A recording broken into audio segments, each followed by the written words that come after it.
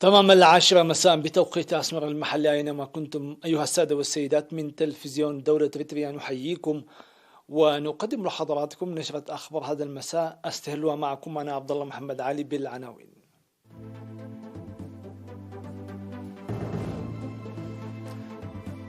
كلية إعداد المعلمين تخرج دفعة جديدة من طلابها.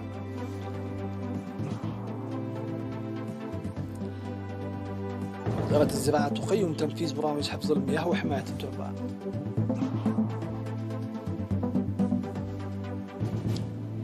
إصابة 19 مواطنا بكوفيد 19. مقتل 26 عسكريا في هجوم بجمهورية الكونغو الديمقراطية. الصين تدعو أمريكا لتصحيح أخطائها في ممارسات التجارة. مقتل جندي في هجوم على قواعد عسكرية في كولومبيا. أهلا بكم إلى التفاصيل. خرجت كلية إعداد المعلمين في أسمرة 115 طالبا بينهم 11 امرأة بدرجة دبلوم الدراسات العليا يوم 29 من يناير. وتخرج الطلاب في مجالات تعليم اللغة الإنجليزية والرياضيات والعلوم الاجتماعية. وأن مدير الكلية بالإنابة الدكتور يوناس مسفن المتخرجين لإنهاء التعليم بعد دراسة مكثفة والتدريب التطبيقي في المدارس. وتعهد المتخرجين للخدمة المتفانية استفادة من المعرفة والتجربة المكتسبة. وتخرج كلية أسمرة لإعداد المعلمين للمرة الثالثة بدبلوم الدراسات العليا. في غضون ذلك خرجت كلية إعداد المعلمين في أسمرة 101 شاب في مختلف المجالات المهنية بالتعاون مع الاتحاد الوطني للشباب والطلبة.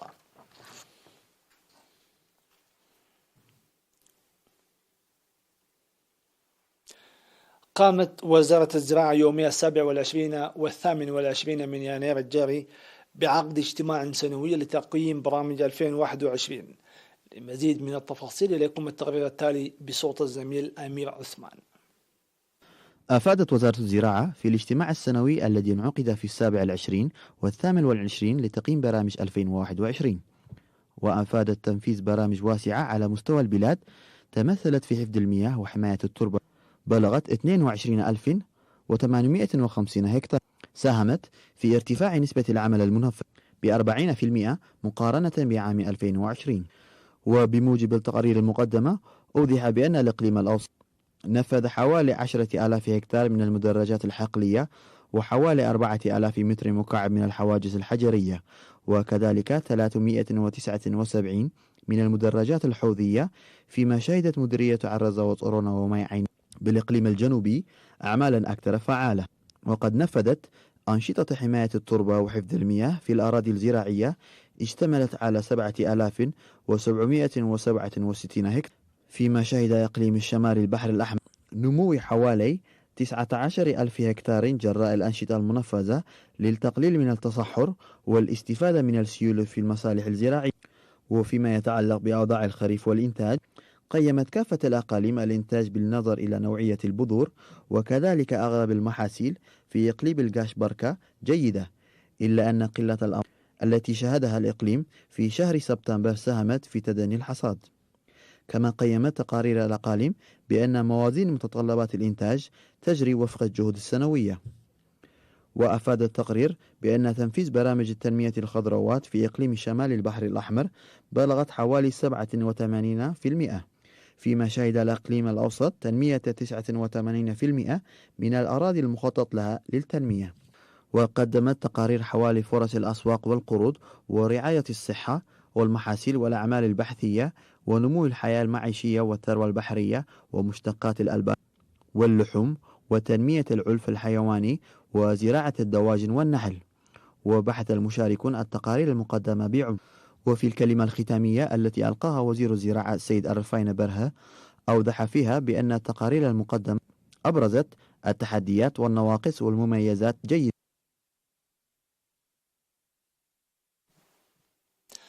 أعلنت وزارة الصحة أن الفحوصات التي أجريت اليوم السبت في مراكز العزل والفحص في الإقليم الأوسط وعنسبة وشمال البحر الأحمر أصابت إصابة 19 مواطنا بكوفيد 19. وظهرت 12 إصابة في مراكز الفحص بالإقليم الأوسط، وهي في 4 أسمرة وغزاباندا وماجهوت، ومصابون قادمون من قلوج وبارنتو وكرن ودكمحرة، و5 إصابات في إقليم عنسبة، 4 منها في علاب الرعد، و1 في حمل مالة، وإصابتان في مصوع بإقليم شمال البحر الأحمر. في غضون ذلك شفي 47 مريضا من الإقليم الأوسط. بهذا بلغ عدد المصابين بكوفيد-19 في البلاد حتى الآن 9508، شفي منهم 9120، وتوفيت 97 مريضا، فيما لا يزال 291 من المرضى يتلقون العلاج في المستشفيات. وزارة الصحة 29 من يناير 2022.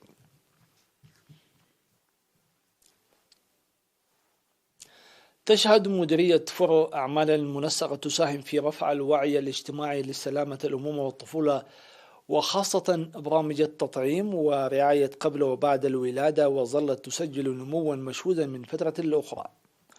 وأوضح مسؤول عيادة فرع ممرض التوليد رمضان محمد عمر أن السيمينارات والتوعيات التي ينظمها فرع الصحة بالتنسيق والتعاون مع شركائه ساهمت في ارتفاع نسبة الحوامل المراجعات لتأمين صحتهن بنسبة 7% مقارنة بعام 2020، وبنسبة 3% اللواتي يضعن حملهن في العيادة. وذكر الممرض رمضان فيما يخص بأنواع التطعيم الجديدة المتنوعة الداخلة حديثا عبر مراحل، بلغت أنواع التطعيم 11 نوعا، وسجل 6% من النمو. وقال الممرض رمضان أن المديرية شهدت تنفيذ حملات توعية مكثفة لا زالت تساهم في رفع وعي المجتمع حول تزايد نسبة الإصابة بالأمراض المزمنة، وخاصة ظاهرة السكري والضغط، داعيا المواطنين لكافة وخاصة ما فوق 40 عاما القيام بمتابعة صحية لازمة، وكذلك المواظبة في التغذية السليمة وممارسة النشاط الرياضي. وتقدم عيادة فور الخدمات الصحية لسكان إدارات ضواحي زولا وإفتا وأيرمالو ومالكا وحديش وفرو، وكذلك تقدم خدمات الفحص الطبي والتطعيم والفحص الطوعي للأيدس القادمين من كافة المؤسسات الصحية في المديرية، ورعاية قبل وبعد الولادة.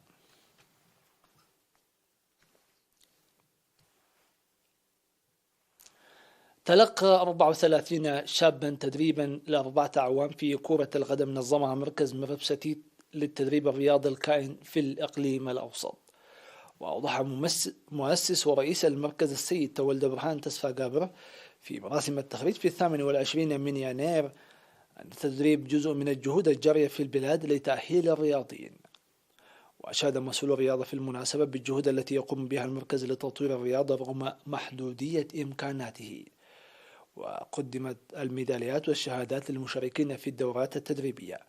ويقوم مركز ستيت الذي تأسس في عام 1997 بالتركيز على ألعاب القوة بتسيير أنشطته حاليا في منافسات كرة القدم للناشئين والسباحة الحرة.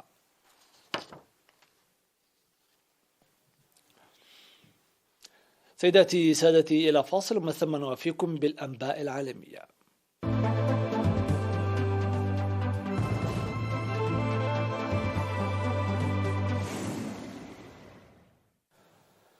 قتل 26 عسكريا في جمهورية الكونغو الديمقراطية إثر هجوم جديد منسوب لحركة 23 مارس المتمردة.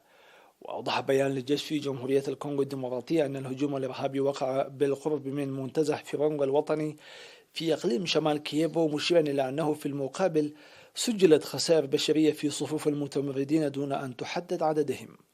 في غضون ذلك أفاد تقرير نشره موقع الشؤون الإنسانية للأمم المتحدة أوتشا حول تقرير الاحتياجات الإنسانية لعام 2022 أن الكونغو هي واحدة من أكثر الأزمات الإنسانية تعقيدا وأطولها في العالم، حيث يساهم الصراع وانعدام الأمن والكوارث الطبيعية والأوبئة في الصورة القاتمة.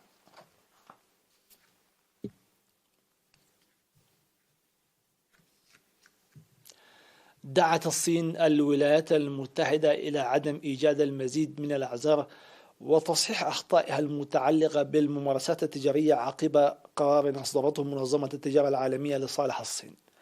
وقالت وزارة التجارة الصينية في بيان صحفي أوردته وكالة أنباء شنخوا الصينية: ندعو الولايات المتحدة إلى عدم إيجاد المزيد من الأعذار وتصحيح أخطائها المتعلقة بالممارسات التجارية ضد الصين وعلى الفور. وسمحت منظمة التجارة العالمية للصين بفرض رسوم على واردات أمريكية قدرها 654 مليون دولار سنويا، في قرار يأتي على خلفية نزاع طويل الأمد بين البلدين بشأن مكافحة إغراق الأسواق. ويعود الخلاف حول الرسوم الخاصة بإجراءات الدعم إلى العام 2012 عندما قدمت الصين طلبا لإجراء مشاورات مع الولايات المتحدة.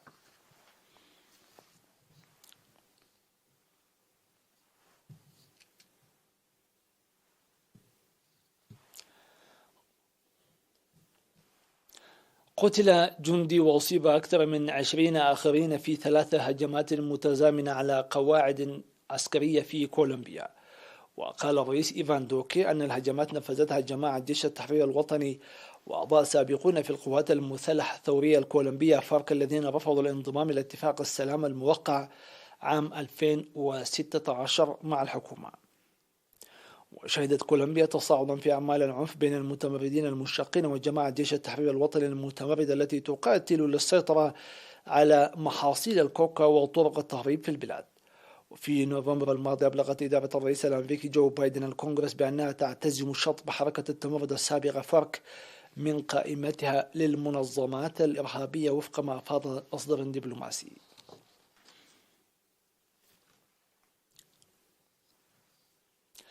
أدت شيومارا كاسترو اليمين الدستورية كأول رئيسة لهندوراس أمام حشد من الحضور بينهم نائبة الرئيس الأمريكي كامالا هاريس التي تعهدت بتقديم الحكومة الأمريكية الدعم لذلك البلد الواقع في أمريكا الوسطى من أجل وقف مد الهجرة ومحاربة الفساد. وينهي تنصيب كاسترو حكم خوان أورلاندو هرنانديز الذي استمر 8 سنوات. وهرنانديز حليف سابق للولايات المتحدة اتهمته المحاكم الأمريكية بالفساد وبأن له علاقاته بمهربي المخدرات، وحتى عندما ترك منصبه دعت عضوة في الكونغرس إلى توجيه الاتهام إليه وطلبت تسليمه.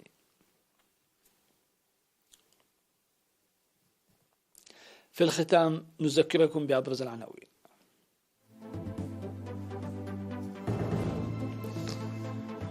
كلية إعداد المعلمين تخرج دفعة جديدة من طلابها.